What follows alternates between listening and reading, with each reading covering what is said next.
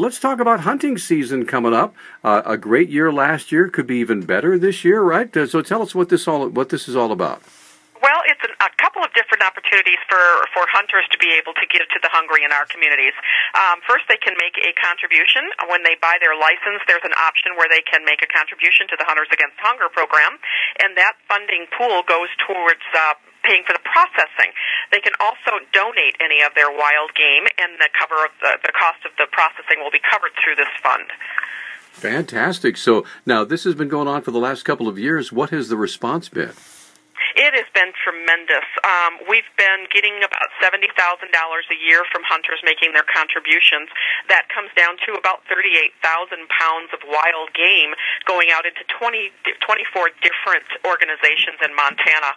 So it is definitely giving back to your community in a big way. I was going to ask you, what is the process by where, like, health departments will allow wild game to be distributed to food banks?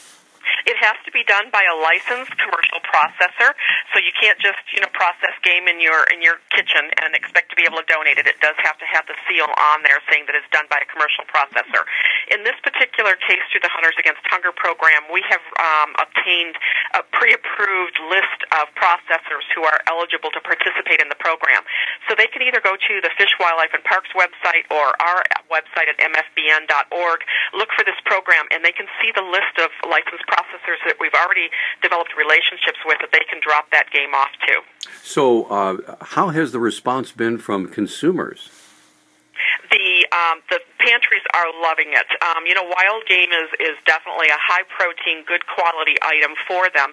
And obviously at 38,000 pounds is a cost that they would have had to absorb in order to purchase that kind of meat or pay for the processing.